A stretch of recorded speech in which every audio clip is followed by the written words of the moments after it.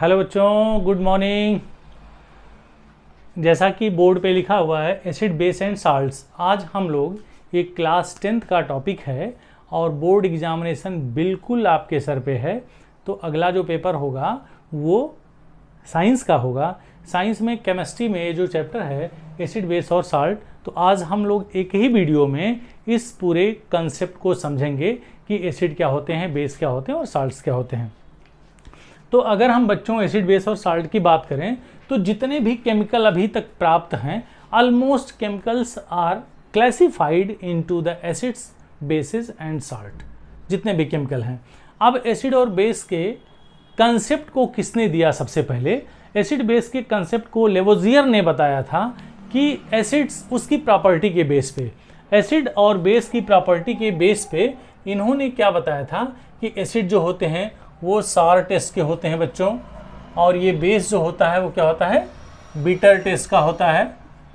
ठीक है, और ये लिटमस को क्या करता है, ब्लू टू रेड कर देता है, और ये लिटमस को रेड टू ब्लू कर देता है। ठीक है, और ये न्यूट्रलाइज किसको करता है, एसिड जो होता है वो न्यूट्रलाइज करता है इसको, बेस को, और बेस किसको न्यूट्रलाइज करता है, एसिड को। एसिड न्यूट्रलाइज करता है। ठीक है, तो हम ये कहेंगे कि ये सारे के सारे प्रॉपर्टी हैं, या अगर हम एसिड में कुछ और कैरेक्टरिस्टिक्स जोड़ें, कुछ और प्रॉपर्टी जोड़ें, तो कह सकते हैं ये कार्बोनेट और बाइकार्बोनेट से रिएक्ट करके कार्बन डाइऑक्साइड गैस इवॉल्व करता है। तो ये सब सारे के सारे उसकी प्रॉपर्टी हैं जो लेवोजियर ने प्रॉपर्टी के बेस पे उसको क्लासिफाई किया कि एसिड्स क्या होते हैं और बेस क्या होते हैं। और जनरली इन एसिड और बेस को हम किससे करते हैं, कुछ इंडिकेटर्स होते हैं, उस इंडिकेटर को, या यूनिवर्सल इंडिकेटर हम कह सकते हैं, उस इंडिकेटर के बेस पे हम क्लासिफाई करते हैं कि कौन सा केमिकल या कौन सा सब्सटेंस एसिड है और कौन सा सब्सटेंस बेस है। तो अभी इंडिकेटर की बात हम लोग करने वाले हैं। तो एसिड और बेस में सबसे पहले ये सारी जो प्रॉपर्टी थी ये किसने दिया था, लेवोजियर ने दिया था। और लेवोजियर का जो कंसेप्ट था उन्होंने यही बोला था कि all the substances means all the acid should contains oxygen in it. लेकिन ये कंसेप्ट गलत हो गया, क्योंकि later on you can see that is HCl भी एसिड है, HCN भी एसिड है, एक्सेट्रा। इसमें HCl और HCN में ऑक्सीजन नहीं है, तो इस लेवोजियर का कंसेप्ट या डेफिनेशन गलत हो गया। तो इसको एक साइंटिस्ट थे सर ट्रम्फी डेवी ने इसको मॉडिफाई किया। तो उन्होंने कहा, किसने,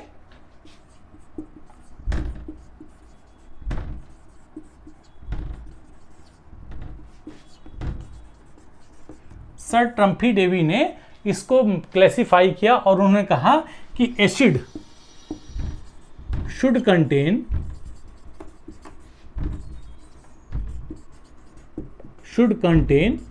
H आयन इन इट। ठीक है, या हाइड्रोजन, इनके हिसाब से कि सारे के सारे जो एसिड्स होते हैं उसमें H आयन या H होना चाहिए।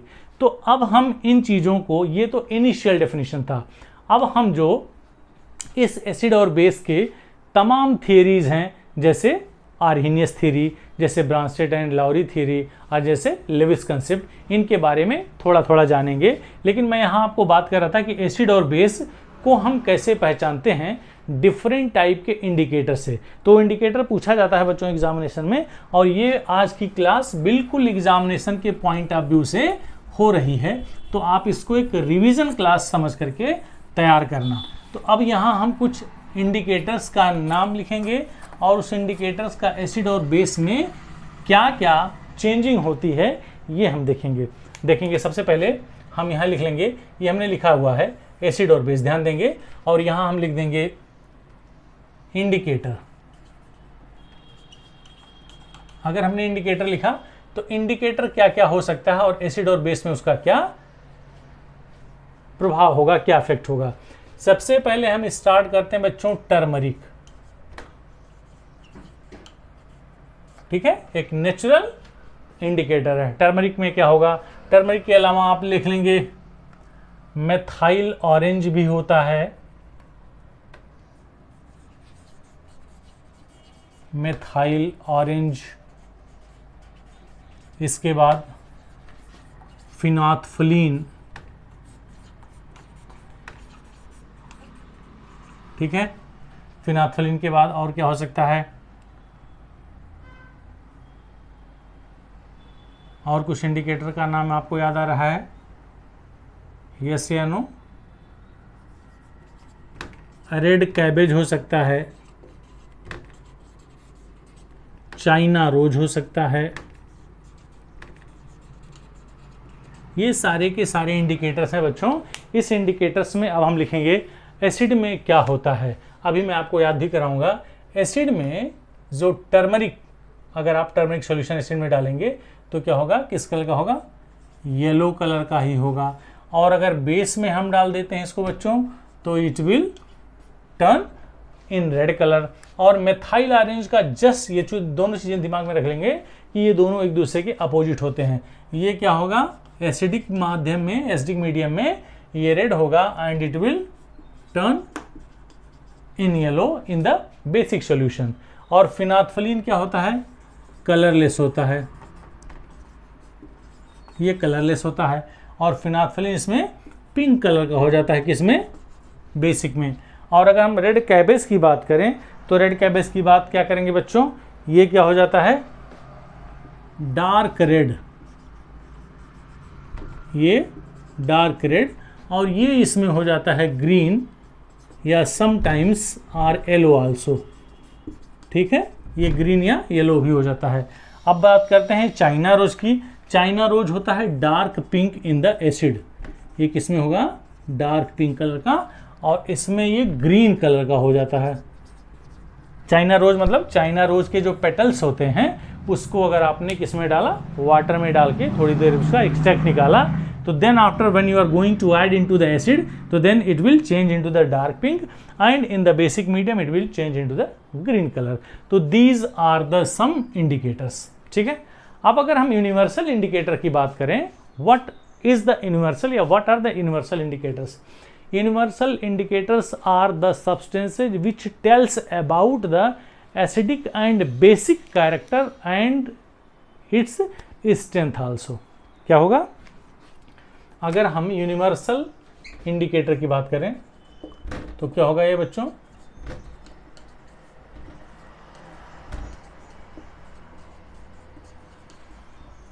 यूनिवर्सल इंडिकेटर मतलब जो किसी भी ऐसे सब्सटेंस, जो किसी सब्सटेंस या किसी केमिकल का एसिडिक और बेसिक नेचर बताते हों और उसकी स्ट्रेंथ भी बताते हों तो उसको हम यूनिवर्सल इंडिकेटर कहते हैं।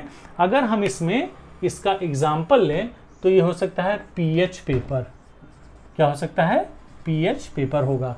और पीएच पेपर आपने देखा होगा, अगर मैं डिजिटल बोर्ड पे पढ़ाता बच्चों तो शायद मैं इसका फिगर ड्रा कर देता किस कलर का था, लेकिन आपको यहाँ ध्यान रखना होगा कि इधर वाला जो पार्ट होता है, इधर वाला वो किस कलर का होता है? रेड कलर का होता है। और जो इधर वाला पार्ट होता है ये ब्लू कलर का होता है। ध्यान रखेंगे, ये किस कलर का होता है? ब्लू कलर का होता है। तो रेड और ब्लू में आपको कैसे याद करना है? आपको मैं छोटा सा ट्रिक बताता हूँ। जैसे अगर हम कह सकते हैं कि sunlight is the combination of 7 colours, और वो सब 7 कलर्स क्या क्या होते हैं? विबग्योर होता है ना, तो इसको उल्टा लिखो, BIBGYOR, इसी को याद कर लो बच्चों। तो इससे आपको पता चलेगा कि अगर यहाँ रेड है और ये ब्लू है, let me use the green colour also. यहाँ जो इसका कलर होता है इसके आसपास जो होता है वो ग्रीन कलर का होता है। तो यही पीएच पेपर इसी तरह से होता है। धीरे धीरे इसका जो रेड कलर होता है लाइट होता जाता है, हल्का होता जाता है, और यहाँ से चलेंगे तो धीरे धीरे ये ब्लू कलर में डार्क हो जाता है। तो आपने रखा विबग्योर। तो इस तरह से आप अगर देखना चाहें तो यहाँ इसका पीएच वैल्यू 0 और यहाँ इसका पीएच वैल्यू 14 और जो ग्रीन होता है उसका पीएच वैल्यू 7 होता है। तो इस तरह से आप इस यूनिवर्सल इंडिकेटर को समझ सकते हैं कि यूनिवर्सल इंडिकेटर क्या होता है? जो एसिड और बेसिक नेचर को बताए या जो उसके स्ट्रेंथ को बताए। तो पीएच पेपर आप देखेंगे, पीएच पेपर ऐसे एक स्ट्रिप होता है। अब उसका कलर का मतलब होता है, ये तो बिल्कुल ध्यान देंगे, ये जो पीएच पेपर है ये कलरलेस होता है। जब इसको एसिडिक और बेसिक मीडियम में डालेंगे तो आप देखेंगे कि ये अगर बिल्कुल जीरो इसका पीएच है तो इसका कलर रेड होगा। धीरे धीरे धीरे धीरे धीरे रेड से धीरे धीरे धीरे येलोइश होते हुए यहाँ ये ग्रीन हो जाएगा। अगर ग्रीन आ रहा है तो उसका मतलब न्यूट्रल हो गया सॉल्यूशन, और अगर ग्रीन से धीरे धीरे धीरे धीरे वो ब्लू की तरफ बढ़ रहा है तो अगर डार्क ब्लू है तो उसका पीएच 14 होगा। मतलब यहाँ से यहाँ के बीच में अगर उसका कलर आ रहा है तो बेसिक सॉल्यूशन होगा, यहाँ से यहाँ के बीच में आ रहा तो एसिडिक सॉल्यूशन होगा। तो this can be observed by the universal indicators. ठीक है बच्चों, तो ये हो गया इंडिकेटर्स के बारे में। आइए अब हम चलेंगे इस एसिड बेस और साल्ट का जो तमाम थियरीज थी, उस थियरीज के बेस पे हम एसिड को और बेस को क्लासिफाई करेंगे। Then after we will see the different type of the salt. ठीक है, अगर हम सबसे पहले इसकी थियरीज की बात करें तो different theories are there. Number 1 is known as the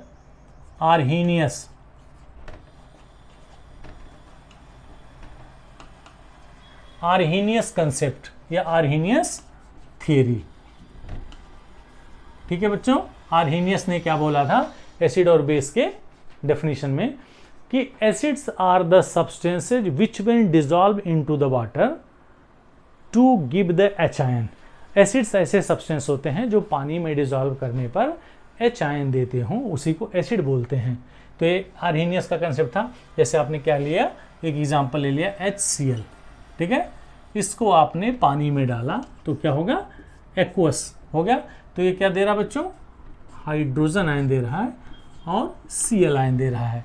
या दूसरा एग्जांपल आप ले सकते हैं, मान लीजिए आपने H2SO4 लिया, ये भी क्या होगा एक्वस में, तो क्या होगा ये H आयन देगा और प्लस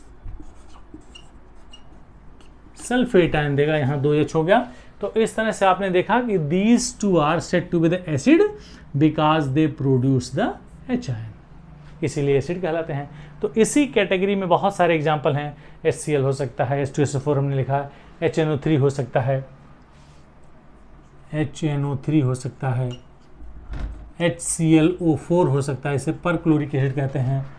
और अगर हम बात करें कुछ वीक एसिड की बात करें तो CH3COOH हो सकता है, HCOOH हो सकता है, HCN हो सकता है ना। ये सारे के सारे मिक्स एसिड्स हैं, मतलब some of them are the strong and some of them are the weak acids. तो acids are the substances which when dissolve into the water they produce H ion. कहीं कहीं इस H आयन की जगह पे लिखा होता है हाइड्रोनियम आयन। बच्चों हाइड्रोनियम आयन क्यों लिखा होता है, क्योंकि आपने लिखा HCl प्लस ये एक्वस सॉल्यूशन है, HCl H आयन और Cl आयन दिया, और जो वाटर होता है, वाटर क्या करता है उस H आयन से रिएक्ट करता है। ठीक है, तो क्या बन गया, ये हाइड्रोनियम आयन बना लेता है। तो हम ये डेफिनेशन में कह सकते हैं acids are the substances which when dissolve into the water they produce H ion या हाइड्रोनियम आयन। इसी को क्या बोलते हैं, हाइड्रोनियम आयन बोलते हैं। और अगर हम इसी क्रम में बेस की बात करें तो bases are the substances which when dissolve into the water they produce OH ion, जिसे हम हाइड्रोक्सिल आयन या हाइड्रोक्साइड आयन कहते हैं। तो अब उसको पढ़ेंगे, लेकिन हम ये सब किसके बारे में बात करते हैं, आर्हीनियस थ्योरी के हिसाब से ये सारे के सारे एसिड्स हैं। अब इस एसिड को हम क्या करेंगे, क्लासीफाई करेंगे into the strong acid as well as into the weak acid. अब मैं आपको यहाँ कुछ लिख रहा हूँ कि स्ट्रॉन्ग एसिड क्या होता है बच्चों और वीक एसिड क्या होता है। स्ट्रॉन्ग एसिड, स्ट्रॉन्ग एसिड्स क्या होते हैं, strong acids are those acids which ionises completely. आप ये ध्यान रखेंगे कि जिसका आयोनाइजेशन कंप्लीटली हो जाता है, कंप्लीटली आयोनाइज्ड। ठीक है, जिसका 100% आयोनाइजेशन हो जाता है। तो जैसे हमने लिखा HCl लिख दिया, H2SO4 लिख दिया, HNO3 लिख दिया, HClO4 लिख दिया, एक्सेट्रा। ये सब सारे के सारे क्या हैं बच्चों, ये स्ट्रॉन्ग एसिड्स हैं। और अगर हम इसी में वीक एसिड्स की बात करें तो वीक एसिड क्या होगा, जैसा मैंने आपको डेफिनेशन बताया है, weak acids are those acids which ionises partially, ये ध्यान रखेंगे क्या होगा, पार्शियली आयोनाइज्ड,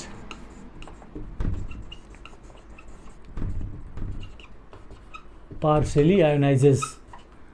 तो पार्शियली आयोनाइजेस होते हैं तो इसमें इसकी कैटेगरी में क्या क्या होगा, HCOOH हो सकता है, CH3COOH हो सकता है, कार्बोनिक एसिड होगा H2CO3 हो सकता है, और क्या हो सकता है बच्चों, H2SO3 हो सकता है जिसे हम सल्फ्यूरिक एसिड भी कहते हैं, और क्या हो सकता है HCN हो सकता है, एक्सेट्रा। ये सारे के सारे जो होंगे वो पार्शियली आयोनाइज होंगे, इसीलिए इसको वीक एसिड कहते हैं। तो स्ट्रॉन्ग एसिड्स आर दीज और वीक एसिड्स आर दीज। तो इस तरह से हमने स्ट्रॉन्ग एसिड और वीक एसिड पढ़ा। अब चलते हैं हम बेस की बात करेंगे, on the basis of the Arrhenius theory. ठीक है, ये सारे के सारे एग्जाम्पल आप नोट भी करते रहेंगे, because questions will be asked from these concept only.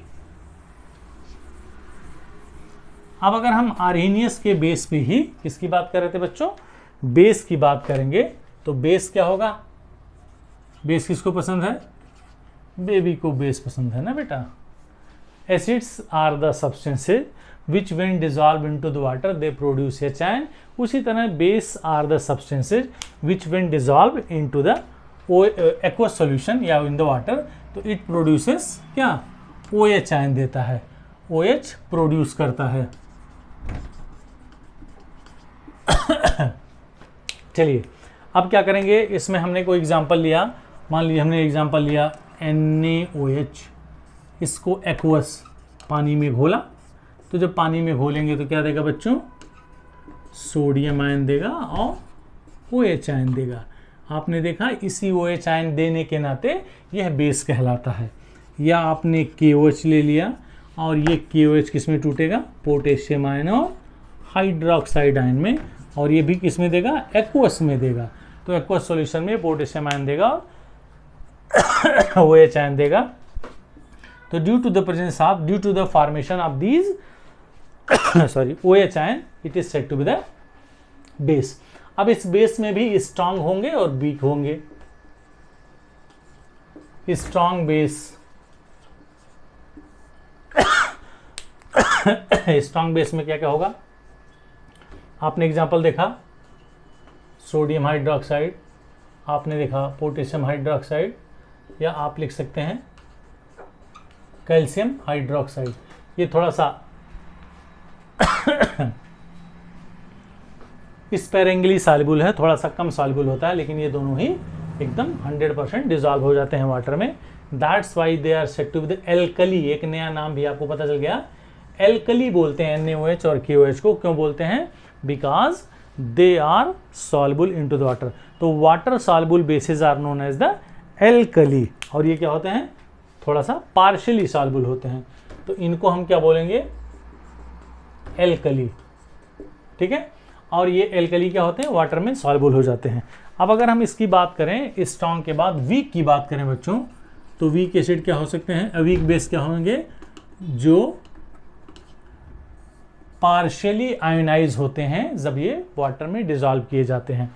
इसमें जो सबसे एग्जाम्पल आता है वो है NH4OH, और ये NH4 भी एल्कली होता है बच्चों, ध्यान से सुनेंगे। NaOH और KOH is the in the category of the strong base, और NH4 is the in the category of the weak base. ये और ये क्या होंगे, एल्कली होते हैं। NH4OH हो गया, और क्या हो सकता है, जैसे मान लिया हमने लिख लिया फेरिक हाइड्रोक्साइड ले लिया, या COH होल ट्वाइस ले लिया, या FeOH होल ट्वाइस ले लिया, एक्सेट्रा। ये सारे के सारे क्या होंगे, वीक बेस के कैटेगरी में आते हैं। तो on the basis of the Arrhenius theory कुल मिला के कंक्लूजन यही निकला कि जो सब्सटेंस पानी में डिजॉल्व करने पर H आयन देते हैं वो एसिड कहलाते हैं, और जो सब्सटेंस पानी में डालने पर OH आयन प्रोड्यूस करते हैं देते हैं वो क्या कहलाते हैं, बेस कहलाते हैं। तो ये बच्चों हो गया आर्हेनियस कंसेप्ट। ठीक है, चलिए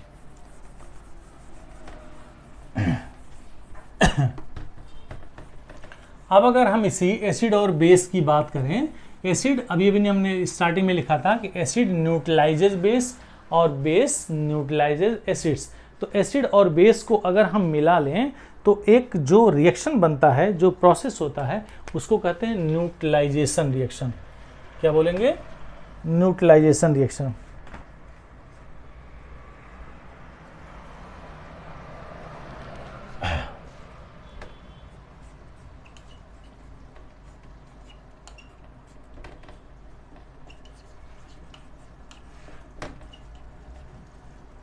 न्यूट्रलाइजेशन प्रोसेस क्या होता है?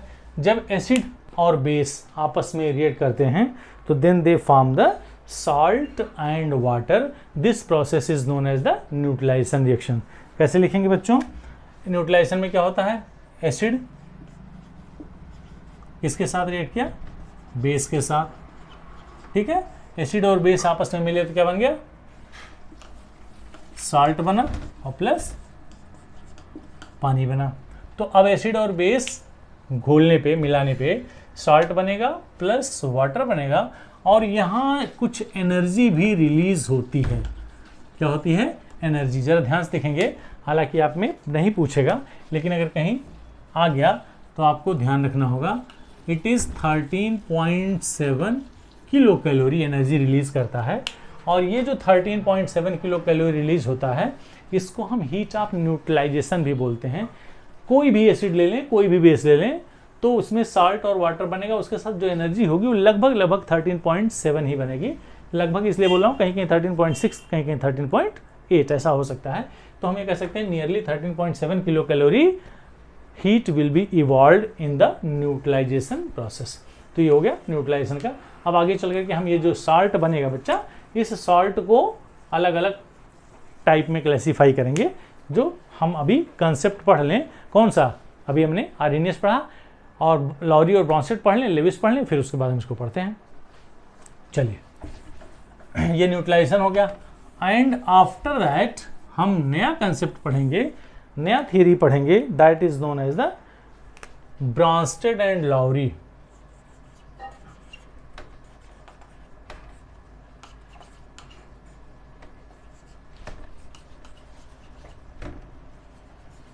ब्रॉन्स्टेड एंड लाउरी कंसेप्ट क्या होता है?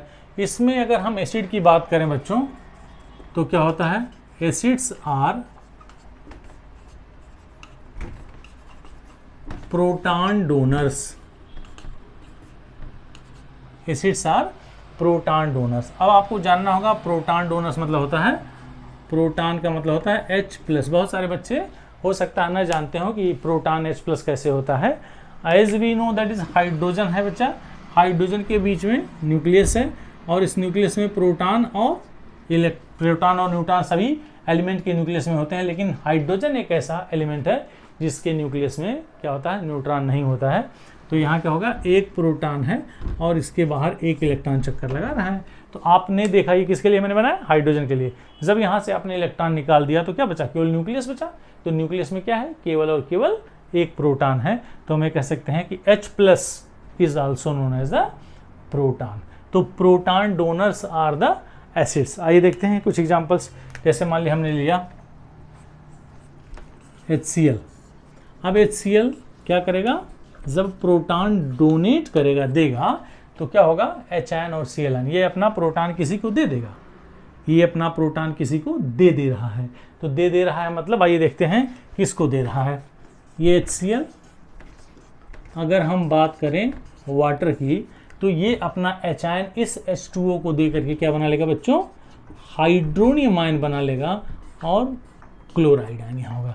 तो acids are the proton donors. HCl पानी के साथ यानी वाटर के साथ रिएक्ट करेगा तो हाइड्रोनियम आयन और क्लोराइड आयन बनाएगा। अंडरस्टूड? तो इस तरह से ये क्या कर रहा है? प्रोटॉन डोनर का काम कर रहा है। ये H आयन दे रहा है और H आयन दे रहा है, कैसे पता लगेगा? क्योंकि यह वाटर ले रहा है, तो इसलिए प्रोटॉन डोनर। तो यहाँ क्या करेंगे? अब फिर हम बात करेंगे इसी में बेस क्या होता है according to this concept. Bases are proton क्या होता है? H+। Bases are proton donors. ठीक है, प्रोटॉन डोनर्स बेस कहलाते हैं। तो अब इसमें देखेंगे, मान लीजिए हमने लिखा सोडियम हाइड्रोक्साइड। अब सोडियम हाइड्रोक्साइड को हमने, एग्जांपल ये गलत है, ध्यान सुनना, सोडियम हाइड्रोक्साइड को जब पानी में डालेंगे तो Na आयन और OH आयन देगा, तो OH आयन वो प्रोड्यूस करते हैं जो बेस कहलाते हैं। लेकिन ध्यान रखेंगे, अगर एग्जांपल में ही दे दिया कि NaOH is the base on the basis of which theory, तो आप इसको इस ब्रॉन्स्टेड और लॉरी बेस पे नहीं बोलेंगे, ये ध्यान रखेंगे। यह किसके बेस पे है? It is the base on the basis of the Arrhenius concept, इसीलिए मैंने इसको जानबूझ के लिखा। हमने एग्जांपल क्या लिखना है? NH3 और प्लस। गौर से देखेंगे, अगर हमने यहाँ H2O लिखा तो NH3 और H2O, ये H2O इधर देखेंगे बच्चों, जब आयोनाइज होगा तो क्या देगा? H आयन दे रहा है और OH आयन दे रहा है। यह H आयन इस NH3 के पास एक lone pair of electron nitrogen के पास होता है, तो वह लोन पेयर ऑफ इलेक्ट्रॉन क्या करेगा? इस CH को अपनी तरफ अट्रैक्ट कर लेगा। तो ये क्या बन गया? NH4 आयन और प्लस OH आयन बन गया। यस है नो? तो ये यहाँ आपको ये जानना जरूरी है कि क्या बोलेंगे इसको। ये एसिड हो गया और यहाँ ये किसकी तरह बिहेव कर रहा है? बेस। क्यों? क्योंकि ये प्रोटॉन एक्सेप्ट कर रहा है। और यहाँ क्या है बच्चों? ये बेस है। बेस का मतलब हो गया ये प्रोटॉन एक्सेप्ट कर रहा है, और यहाँ किसकी तरह काम कर रहा है? एसिड की तरह, क्योंकि ये H आयन दे रहा है, यानी प्रोटॉन दे रहा है। तो ये ध्यान रखना होगा। दो एग्जाम्पल अपने दिमाग में रख लें कि अगर हम लॉरी और बॉन्स्टेड के बेस पे उसका डेफिनेशन दे रहे हैं, तो दिस इज, ये एसिड बोल रहे हैं क्योंकि ये प्रोटॉन दे रहा है, तो therefore it is known as the acid. और ये प्रोटॉन ले रहा है, तो इसलिए यह बेस कहलाता है। तो on the basis of this concept हम ये कह सकते हैं, फिर से मैं बोलूँगा, रिपीट कर रहा हूँ कि on the basis of the Bronsted and Lowry concept, acids are proton donors and bases are proton acceptors. ये प्रोटॉन डोनर है, ये इसको अपना H आयन दे रहा है, और यह H आयन इससे ले रहा है। तो ये प्रोटॉन एक्सेप्टर हो गया, प्रोटॉन डोनर हो गया। हो गया बच्चों? चलिए, अब अगर हम इसी में एक और चीज़ पढ़ा दें, जैसे कभी कभी एग्जाम में पूछता है कि कॉन्जुगेट एसिड क्या होते हैं और कॉन्जुगेट बेस क्या होते हैं, तो इसको आप, मैं बोल दे रहा हूँ, आप इसका डेफिनेशन भी लिख सकते हैं। कॉन्जुगेट एसिड और कॉन्जुगेट बेस, जब कोई भी एसिड H आयन यानी कि प्रोटॉन लूज करता है, तो जो बचा हुआ पार्ट है, जब प्रोटॉन लूज करेगा यानी पॉजिटिव आयन लूज किया, तो बचा उसके पास क्या? नेगेटिवली चार्ज आयन, जिसे हम एनायन बोलते हैं। तो वो जो एनायन होता है, वह एनायन क्या कहलाता है? उस एसिड का कॉन्जुगेट बेस कहलाता है। ठीक है बच्चों? तो यहां लिखेंगे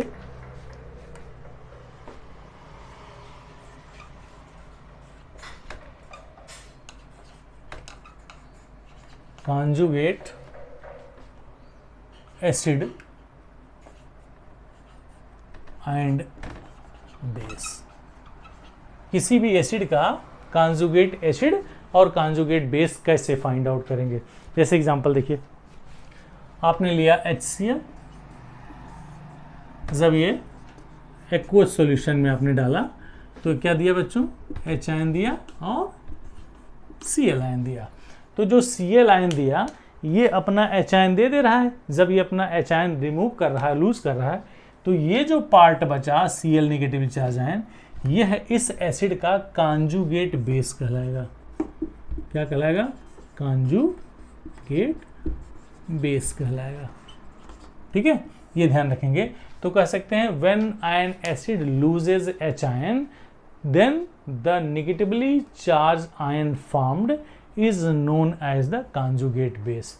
एक चीज़ और यहीं आप ध्यान से सुन लें, चाहे तो कहीं नोट कर लें, कि जो स्ट्रॉन्ग एसिड होते हैं उसका conjugate acid, conjugate base weak होता है, और जो वीक एसिड होते हैं, जैसे मान लीजिए एक एग्जांपल और लिखता हूँ मैं। मान लीजिए हमने कोई वीक एसिड ले लिया जिसका नाम है CH3COOH। इसका जब आयोनाइजेशन हो गया तो क्या बन गया बच्चों? CH3COO, acetate ion. इसमें से ये H रिमूव नहीं करता, ध्यान रखना। इसमें क्या करता है? ये प्रोटॉन देता है, तो ये हो गया।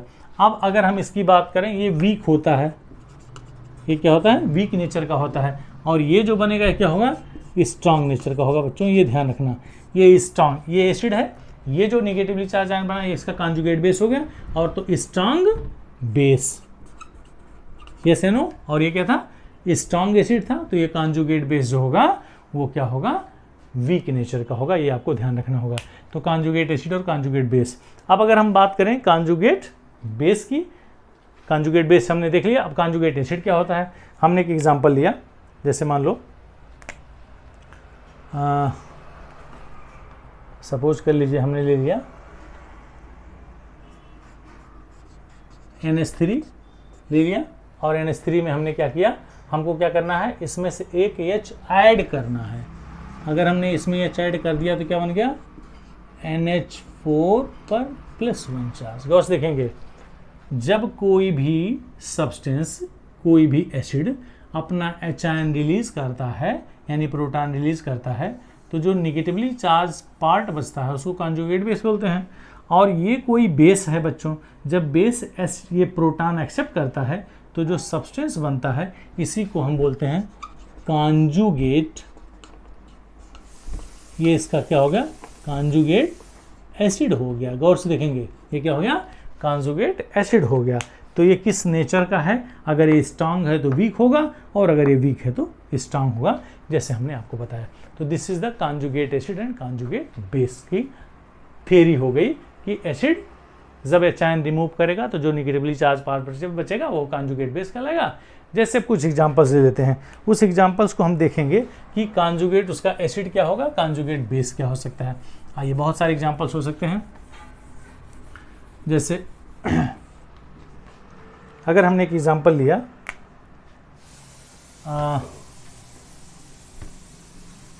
HCO3 आयन हो गया, ठीक है, या हम लिख सकते हैं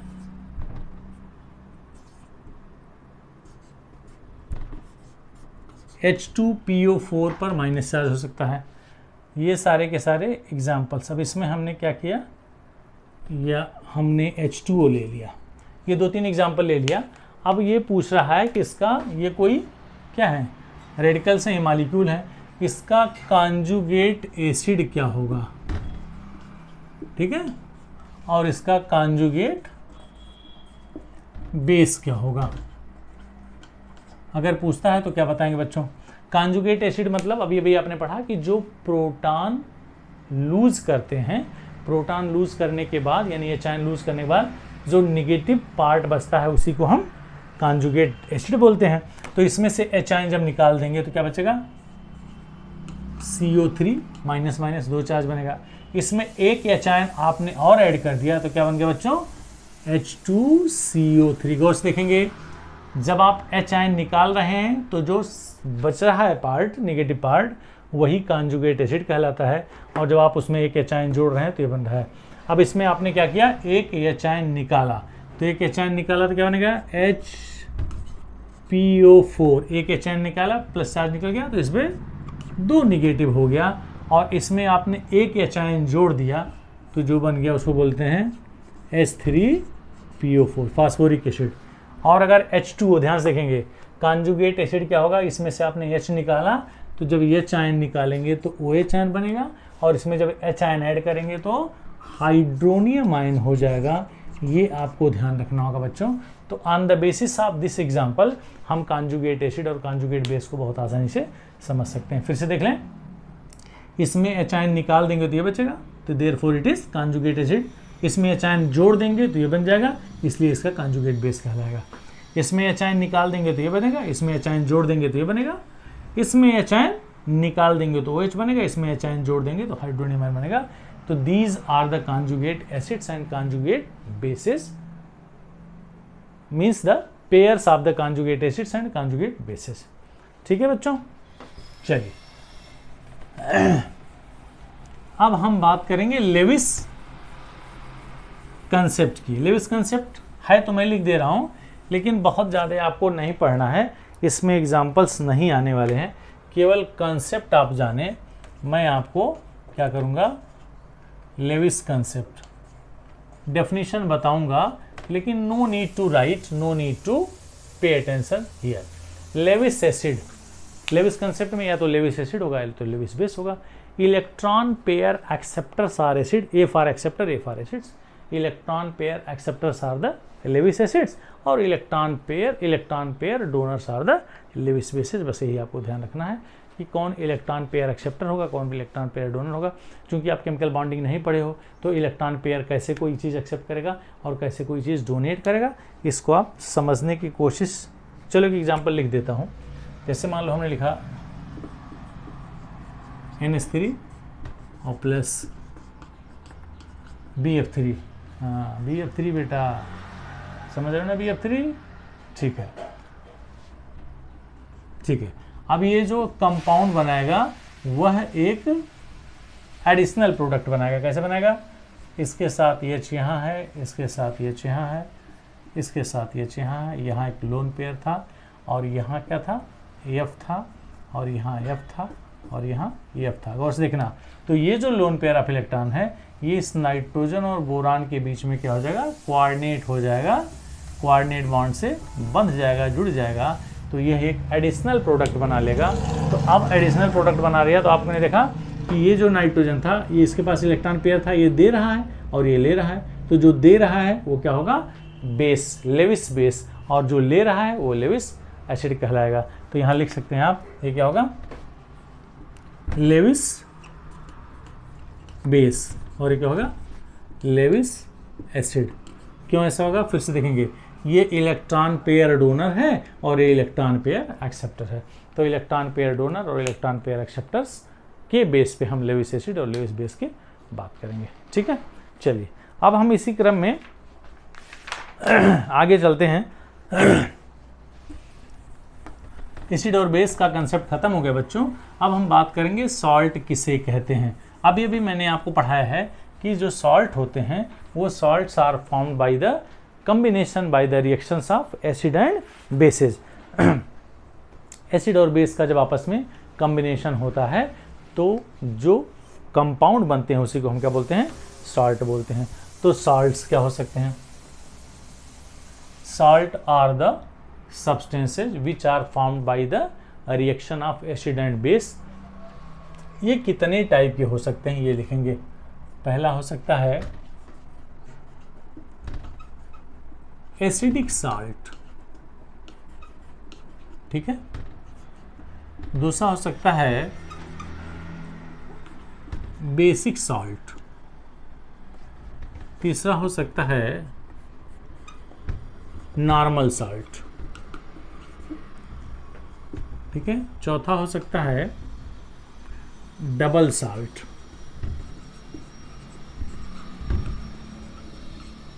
ठीक है। पांचवा हो सकता है बच्चों मिक्स्ड सॉल्ट, और छठा हो सकता है कॉम्प्लेक्स, ठीक है। कितने सारे सॉल्ट हो सकते हैं।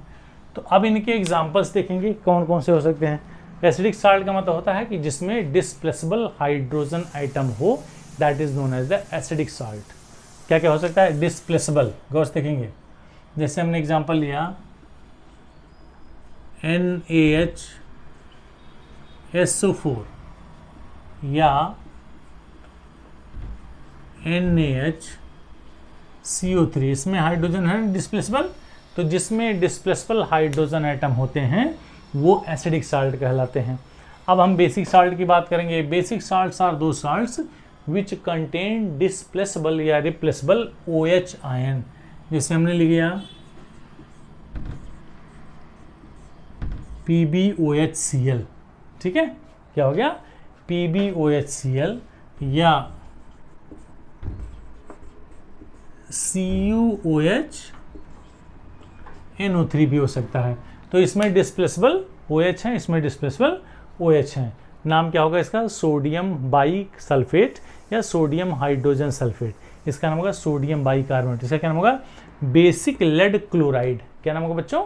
Basic lead chloride. इसका नाम होगा बेसिक कॉपर नाइट्रेट।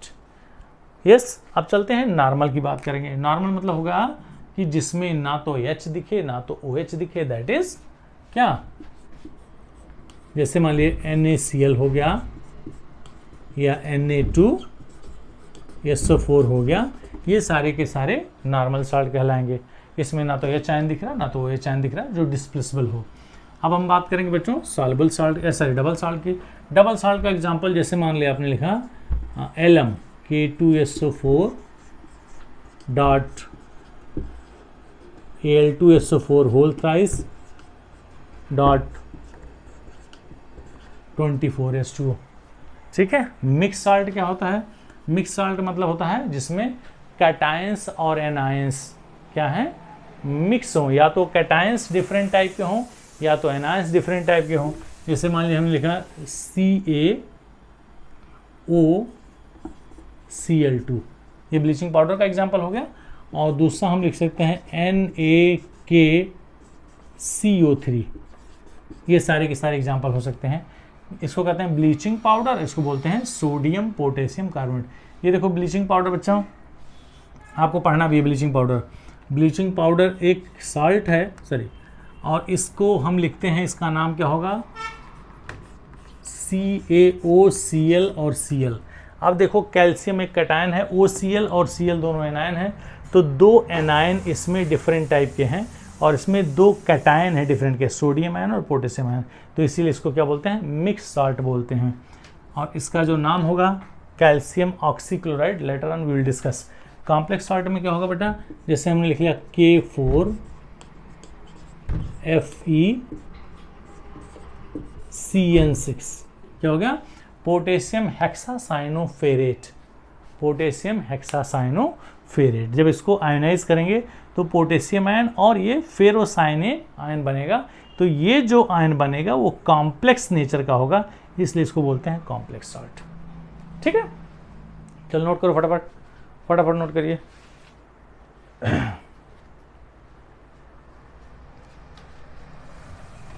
चलिए हो गया। अब बात करेंगे बच्चों कि जो एसिड और बेस होते हैं वो एसिड और बेस किससे रिएक्ट करते हैं, मेटेलिक ऑक्साइड्स और नॉन मेटेलिक ऑक्साइड्स। गौर से देखेंगे, जो मेटल्स और नॉन मेटल्स होते हैं वो किस, उनके ऑक्साइड्स किस नेचर के होते हैं हमको पता करना है। तो लिखेंगे reactions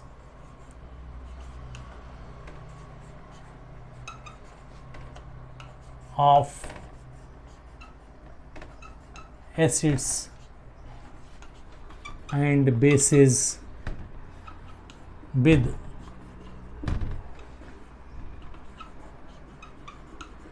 metallic and non-metallic oxides। ठीक है, reactions of acids and bases with metallic and non metallic oxides. अब मेटेलिक और नॉन मेटेलिक ऑक्साइड्स में कौन एसिड से रिएक्ट करेगा, कौन बेस से रिएक्ट करेगा। ये देखो बच्चों, जो मेटेलिक ऑक्साइड्स होते हैं जैसे सोडियम ऑक्साइड हो गया, जैसे पोटेशियम ऑक्साइड हो गया एक्सेट्रा, ये क्या होते हैं, ये बेसिक नेचर के होते हैं।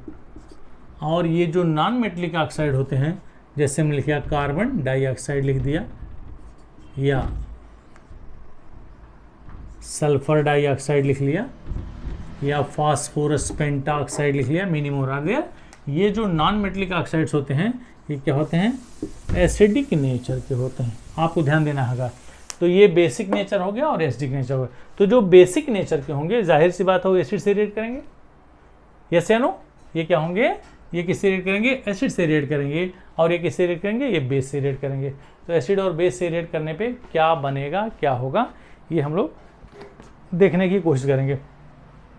जैसे मान लिए हमने सोडियम ऑक्साइड ले लिया, ठीक है। अब ये सोडियम ऑक्साइड ले लिया, जब इसको पानी में हम डालते हैं बच्चों, यानी कि ये वाटर में हमने डिसॉल्व कर दिया, तो क्या बन गया, सोडियम हाइड्रोक्साइड बन गया। इसको बैलेंस करेंगे NaOH होल ट्वाइस, यहाँ करेंगे दो सोडियम हो गया, 2 हाइड्रोजन हो गया, 2 ऑक्सीजन हो गया। ये है जो NaOH है। अब ये NaOH किसके साथ रिएक्ट करेगा, देखिए इसी क्रम में देखेंगे। ये जो सोडियम हाइड्रोक्साइड है ये किस नेचर का होगा, बेसिक नेचर का होगा। तो ये किसके साथ रिएक्ट करेगा, HCl के साथ रिएक्ट करेगा।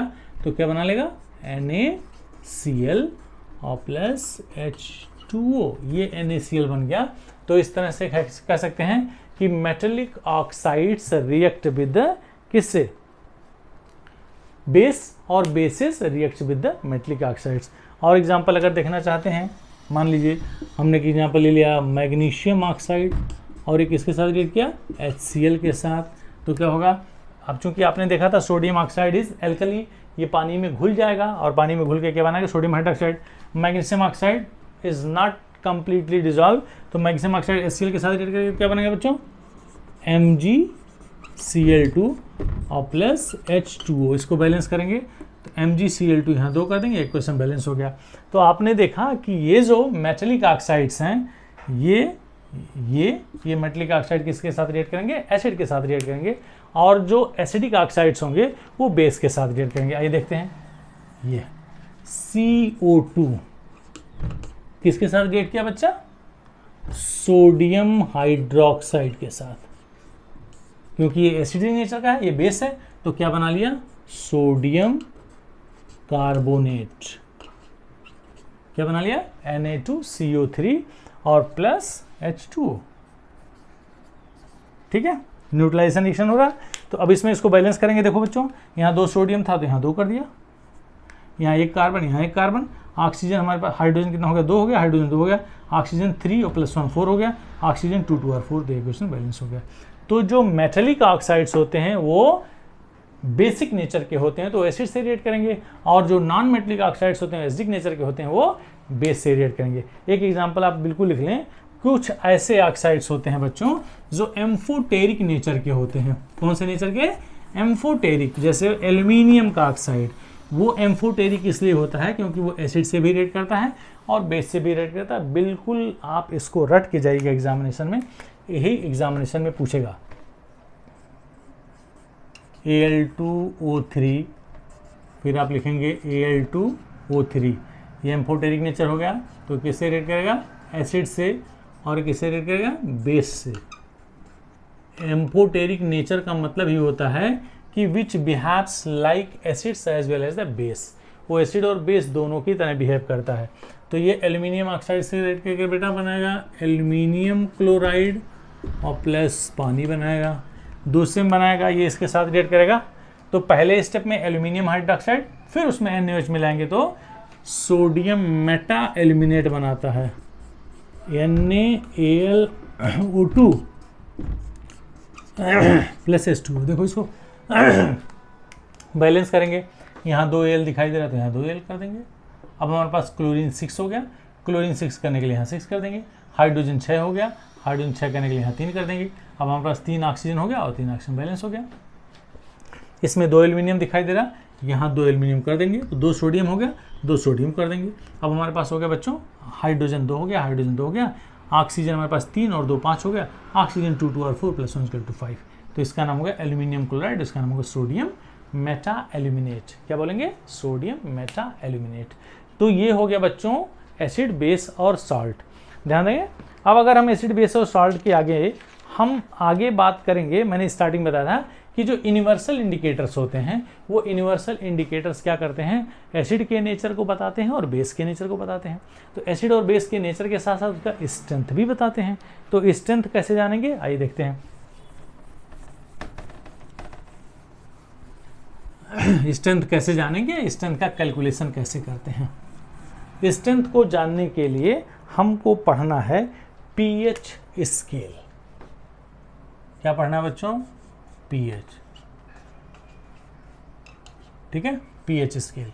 पीएच स्केल का कंसेप्ट सोरेंसन नामक साइंटिस्ट ने दिया था, और सोरेंसन ने 1909 में, मतलब 1909 में इन्होंने इस कंसेप्ट को दिया था कि पीएच स्केल उन्होंने बनाया कि एक स्केल बनाया, और इस स्केल की वैल्यू उन्होंने 0 से क्या कर दी, 14 के बीच में रखी। 0 1 2 3 4 5 6 7 8 9 10 11 12।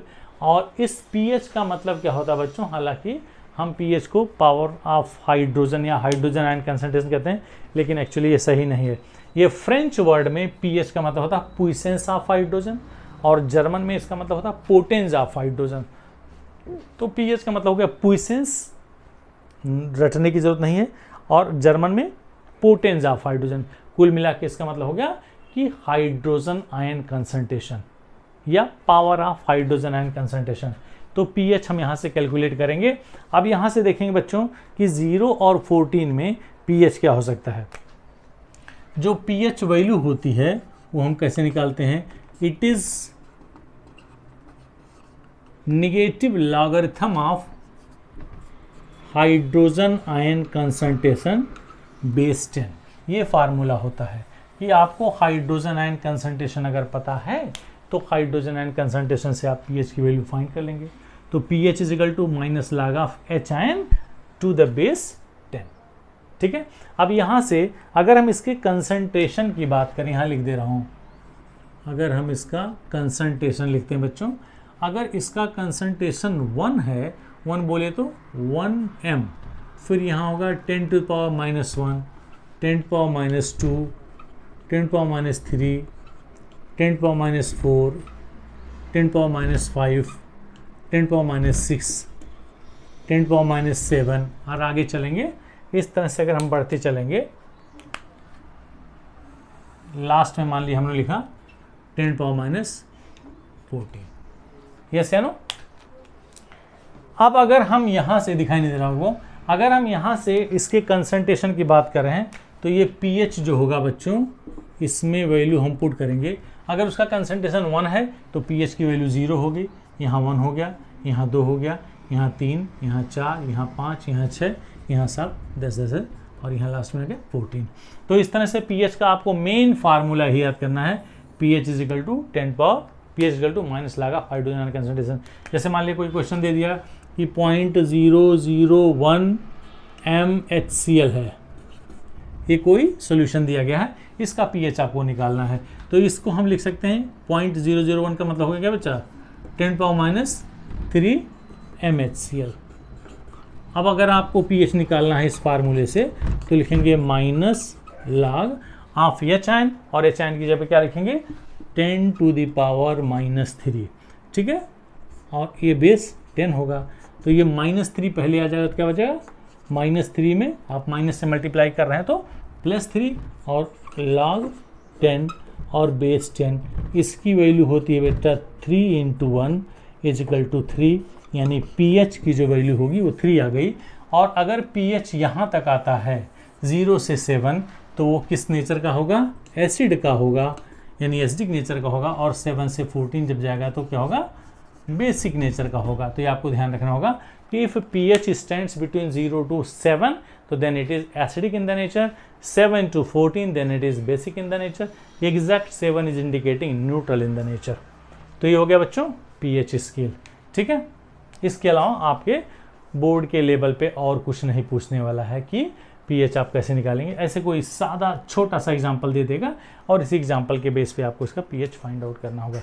यहाँ देखेंगे जितना ज़्यादा कंसंट्रेशन होगा उतना ही एसिडिक कैरेक्टर होगा, और जितना ही ज़्यादा स्ट्रेंथ होगा उसकी वैल्यू, पीएच वैल्यू उतनी ही कम। More the hydrogen ion concentration more will be the acidic character and less will be the pH. जैसे 1 एंड 10 पावर माइनस 1, इन दोनों में से कौन सा बड़ा, ये बेटा 1 है, ये 0.1 है, तो 1 और 0.1 में 1 जिसका कंसंट्रेशन होगा वो मोर एसिडिक कैरेक्टर शो करेगा और उसका पीएच उतना ही कम होगा। ये 0.1 है, 0.1 का पीएच 1 हो गया, तो 0 और 1 में 1 इज द लार्जर या ग्रेटर। तो जितना ज़्यादा हाइड्रोजन आयन कंसंट्रेशन होगा एसिडिक कैरेक्टर उतना ही ज़्यादा होगा और उसका पीएच उतना ही कम होगा। ठीक है, चलिए ये हो गया बच्चों पीएच।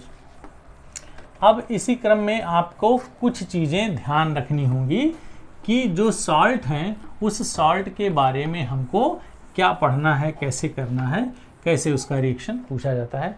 तो जो सबसे पहला सॉल्ट है उसको कहते हैं बच्चों सोडियम हाइड्रोक्साइड। क्या बोलेंगे, सोडियम हाइड्रोक्साइड। सॉल्ट नहीं है, ये बेस है, इसकी मैन्युफैक्चरिंग हम करेंगे।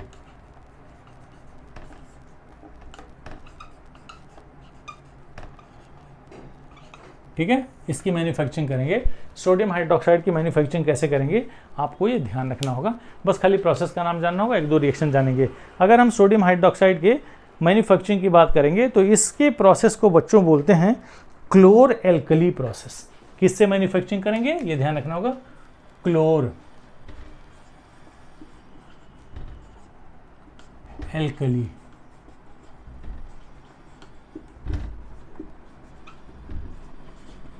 ठीक है, क्लोर एल्कली प्रोसेस में क्या होता है, हमें क्या करना होगा कि हम एक कंटेनर लेते हैं, उस कंटेनर में हमने सोडियम क्लोराइड का क्या कर लिया, एक कंसंट्रेटेड सॉल्यूशन ले लिया जिसे हम ब्राइन सॉल्यूशन कहते हैं, और इसमें हमने 2 इलेक्ट्रोड लगा दिया बच्चों।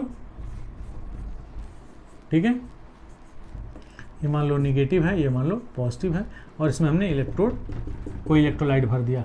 तो इलेक्ट्रोलाइट भर दिया तो जरा गौर से देखेंगे, हमने क्या किया, सोडियम क्लोराइड पानी में हमने लिया और इसमें हमने इलेक्ट्रिसिटी पास कराई। देखो ऊपर से दिखाई दे रहा है, तो ये किस में कन्वर्ट होगा, सोडियम आयन और क्लोराइड आयन में कन्वर्ट हो जाएगा। और ये जो एक्वस सॉल्यूशन दिखाई दे रहा है इसको बोलेंगे पानी। ये पानी का भी आयनेशन होगा, तो ये चयन होगा बच्चों और OH चयन होगा। और देखेंगे अब हमारे पास 2 इलेक्ट्रोड हैं, एक इलेक्ट्रोड का नाम है कैथोड और दूसरे का नाम है एनोड। कैथोड मतलब निगेटिव टर्मिनल और एनोड मतलब पॉजिटिव टर्मिनल। तो अब जरा देखेंगे कि किस पे क्या रिएक्शन होगा एट कैथोड। ठीक, कैथोड पे क्या रिएक्शन होने वाला है, कैथोड पे जो रिएक्शन होगा, कैथोड मतलब निगेटिव टर्मिनल, और निगेटिव टर्मिनल पे पॉजिटिवली चार्ज आयंस जाएंगे। तो हमारे पास 2 पॉजिटिवली चार्ज आयंस हैं, क्या क्या हैं, सोडियम आयन है और एच आयन है। अब जरा आपको ध्यान रखना होगा कि इन दोनों में से कौन जाएगा, केवल एक ही जाएगा, because one should be the preferential discharge of ions. कैसे पता करोगे, रिएक्टिविटी सीरीज में जिसका स्थान जितना ही नीचे होता है वो उतना ही preferential discharge of ions show करता है। तो सोडियम बहुत ऊपर है और हाइड्रोजन नीचे की तरफ है, तो इसका मतलब हो गया hydrogen will be the preferential discharge of ions. तो कैथोड पे क्या होगा बच्चों, यह H आयन क्या करेगा, कैथोड से इलेक्ट्रॉन लेकर के H में कन्वर्ट होगा, लेकिन H का कोई एग्जिस्टेंस नहीं होता है, ये क्या बनाता है H2। तो आप क्या करेंगे, यहाँ 2 H आयन लेके और 2 इलेक्ट्रॉन ले लेंगे, तो ये H2 बन गया। जो प्रोडक्ट बना कैथोड पे वो क्या हो गया, H2। यहाँ से इस पे हाइड्रोजन गैस ऊपर रिलीज होगी। ठीक है, अब बात करेंगे at anode. At anode, anode पे क्या होगा, एनोड पे 2 तरह के, देखिए ये देखिए Cl आयन और OH आयन हो गया, क्या हो गया, Cl ion and OH ion होगा। तो Cl आयन और OH आयन में गौर से देखेंगे कि ये कौन सा प्रेफरेंशियल डिस्चार्ज होगा। प्रेफरेंशियल डिस्चार्ज देखो, आपने लिया था ब्राइन सॉल्यूशन, ये क्या था, NaCl था बच्चों, क्या था, NaCl, brine solution. Brine solution मतलब सोडियम क्लोराइड ज़्यादा अमाउंट में आपने पानी में डाल दिया तो उसी को ब्राइन सॉल्यूशन बोलते हैं। तो जिसका कंसंट्रेशन ज़्यादा होता है वह प्रेफरेंशियल डिस्चार्ज दिखाएगा। तो प्रेफरेंशियल डिस्चार्ज में क्लोराइड आयन का कंसंट्रेशन ज़्यादा होगा क्योंकि आपने ज़्यादा अमाउंट में NaCl लिया था। तो एट एनोड क्या होगा बच्चों, यह है क्लोराइड आयन, गौर से देखेंगे, यह क्लोराइड आयन किस में कन्वर्ट होगा, Cl। चूंकि इसका कोई एग्जिस्टेंस नहीं होता है तो Cl2 हो गया, यहाँ 2 Cl ले लेंगे और प्लस 2 इलेक्ट्रॉन हो गया। तो आपने देखा कि एनोड पे क्या मिला, एनोड पे मिला, सॉरी कैथोड पे क्या मिला, हाइड्रोजन मिला, और एनोड पे क्या मिला, क्लोरीन गैस मिली। अब यहाँ से गौर से देखेंगे, ये जो है वो क्लोरीन गैस हो रही है। अब हमको प्रिपेयर करना था क्या, NaOH। NaOH में आपने देखा कि यह सोडियम हाइड्रोक्साइड अनरिएक्टेड था, ये किसी पे डिपॉजिट नहीं हुआ, और ये OH उस सॉल्यूशन में है। Na और OH दोनों उस सॉल्यूशन में बचे हुए हैं, तो सोडियम आयन और OH आयन आपस में मिल करके जो कंपाउंड बनाएंगे उसको NaOH बोलते हैं। तो इस तरह से NaOH हमको प्राप्त हो गया, अंडरस्टूड ना। तो इस तरह से NaOH को क्या बोलेंगे, ये इसका मैन्युफैक्चरिंग हो गया with the help of the chlor alkali process. अब आप कभी पूछता है कि इसका यूज़ क्या होता है, तो इसका यूज़ क्या होगा, सोप बनाने में इसका यूज होता है, और हम मेनली इसका यूज सोप बनाने में होता है, और हम कह सकते हैं कि डिफरेंट टाइप के सॉल्ट बनाने में इसका यूज हो सकता है। तो वो दो तीन इसके यूजेज आप याद कर लेंगे। मेन चीज़ था कि सोडियम हाइड्रोक्साइड यानी कास्टिक सोडा बोलते हैं इसको, क्या बोलेंगे, कास्टिक सोडा की मैन्युफैक्चरिंग कैसे करते हैं, that is known as chlor alkali process. ठीक है बच्चों, अब आइए अगले में नोट करो फटाफट इफ़ यू वांट। अगर हो गया, चलिए अब दूसरा जो एग्जांपल है, दूसरा जो सॉल्ट है, दूसरा जो कंपाउंड है, वो है सोडियम कार्बोनेट, जिसे हम वॉशिंग सोडा बोलते हैं। वॉशिंग सोडा और बेकिंग सोडा दोनों ही आपको पढ़ना है। What is the formula of the washing soda, what is the formula of the baking soda.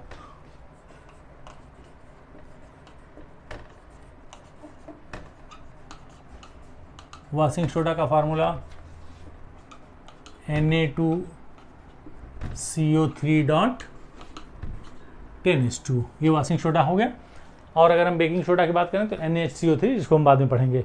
तो इसको हम वॉशिंग सोडा का फार्मूला, वॉशिंग सोडा मतलब होता है कि जो सोडा बनाने में काम आता है वही वॉशिंग सोडा कहलाता है, और इसका फार्मूला होता है Na2CO3। ये किस नेचर का होता है, दो तरह की चीज़ें आपसे पूछी जाएंगी, इफ्लोरोसेंस क्या होता है और डिलिक्विशेंट क्या हो जाता है। इफ्लोरोसेंट और डिलिक्विशेंट। इफ्लोरोसेंट होता है ये, मतलब जब इसको हम एटमॉस्फेयर में छोड़ते हैं तो ये अपना वाटर मॉलिक्यूल लूज कर देता है। तो ये लूज करेगा तो Na2CO3.H2O और +9 वाटर मॉलिक्यूल एटमॉस्फेयर में उड़ जाता है, तो इसलिए किस नेचर का हो गया, इफ्लोरोसेंट, और this property is known as the efflorescence. Deliquescent क्या होता है, डिलिक्विशेंट का मतलब होता है कि जब किसी सब्सटेंस को हम एटमॉस्फेयर में एक्सपोज कर देते हैं, छोड़ देते हैं, तो they absorb the water molecule from the atmosphere and changes it's state, जैसे NaOH, जैसे NaCl। अगर इसको आप क्या करोगे, एटमॉस्फेयर में छोड़ दोगे तो थोड़ी देर में ये मॉइस्चर एब्जॉर्ब करके सॉलिड स्टेट से ये लिक्विड स्टेट में कन्वर्ट हो जाता है। तो आइए देखते हैं बेटा, इसको हमको पढ़ना है। और this can be manufactured by Solvay process. ये किस प्रोसेस से होगा, सॉल्वे। यही चीज़ आपको छोटी छोटी चीज़ें याद करनी है। इसका मैन्युफैक्चरिंग किससे करेंगे, सॉल्वे प्रोसेस से।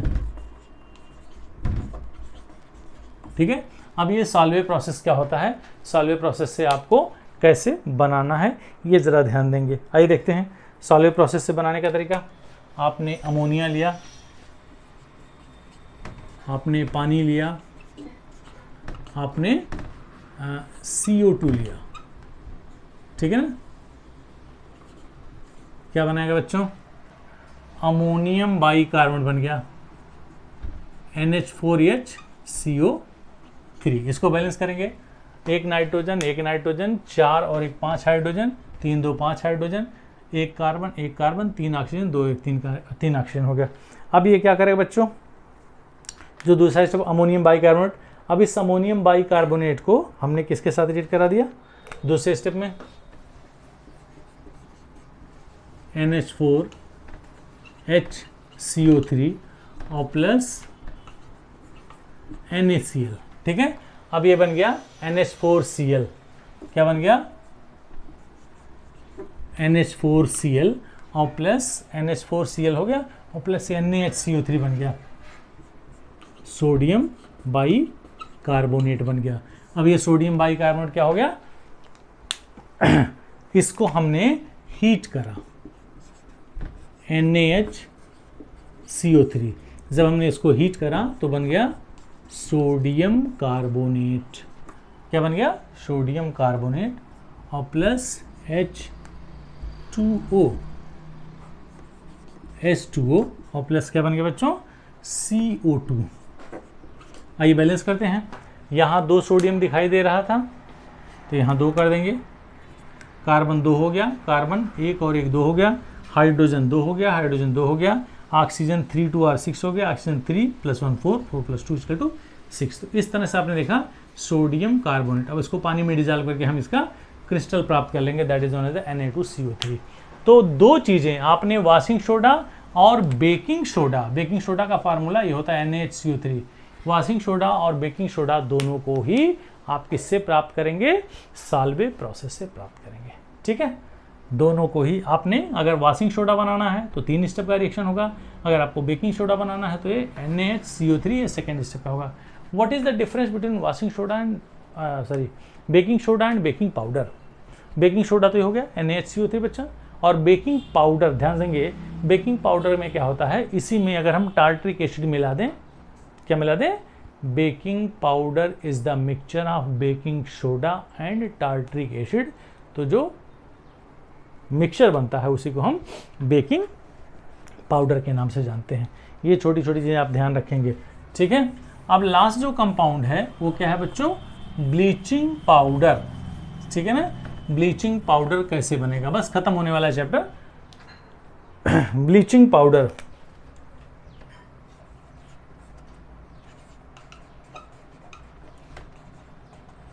ब्लीचिंग पाउडर का फार्मूला अभी मैं आपको स्टार्टिंग में बताया था, इसको कहते हैं कैल्शियम ऑक्सीक्लोराइड, CaOCl2। ठीक है, अब ये CaOCl2 बनता कैसे है, आप इसको क्या हेजन या हेजन क्लेवर मेथड से आप इसको इंडस्ट्रियल मेथड पे बना सकते हैं। तो ये बनता कैसे है, आपने ले लिया CaOH होल ट्वाइस, इसको कहते हैं क्या, लाइम वाटर, और इस लाइम वाटर में आपने क्या हुआ, क्लोरीन पास करा दिया। तो बस आपको रिएक्शन याद करना बेटा, तो ये बनेगा CaOCl2 और प्लस H2O। यही जो CaOCl2 है यही ब्लीचिंग पाउडर बन गया। तो आपने क्या किया कि लाइम वाटर में क्लोरीन पास किया और ये ब्लीचिंग पाउडर बन गया। ठीक है, बस अब इसके बाद लास्ट टॉपिक है, दैट इज नोन एज, हम पढ़ते हैं इसको POP, plaster of Paris. POP क्या बोलेंगे, प्लास्टर ऑफ पेरिस। इसका यूज जान लेते हैं, कैल्शियम ऑक्सीक्लोराइड का, जैसे ब्लीचिंग पाउडर, ये चीज़ों को ब्लीच करता है। क्या करता है, जैसा इसका नाम है ब्लीचिंग पाउडर, और ये डिसइंफेक्टेंट का भी काम करता है। पानी में डाल देंगे तो उसके अंदर जो जर्म्स या बैक्टीरिया होते हैं वो मर जाते हैं। तो it is use as the oxidising agent also, it is use as the disinfectant also, it is use also decolouring the colour of the coloured substance also. अब ये ब्लीचिंग पाउडर है, अगर आपने हरी घास पे डाल दिया बच्चों तो घास का कलर ग्रीन से डिसकलर हो जाएगा। किसी रेड कलर के गुलाब पे डाल दो, रोज पे डाल दो, इसका कलर उड़ जाता है।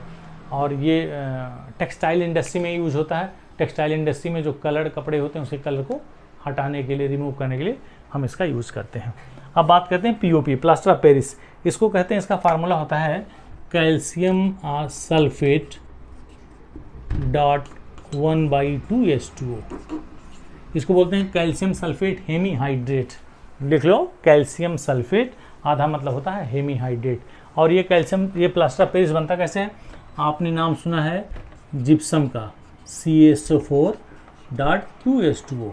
इस जिप्सम को अगर हम हीट करेंगे लेस देन 100 डिग्री सेल्सियस पे, ये कोर्स देखेंगे बच्चों, 100 डिग्री सेल्सियस से नीचे केयरफुली हम इसको हीट करेंगे तो क्या बनेगा, CaSO4.2H2O, ये जो POP था, और प्लस इसमें से 3/2 वाटर मॉलिक्यूल क्या हो गया, रिमूव हो गया।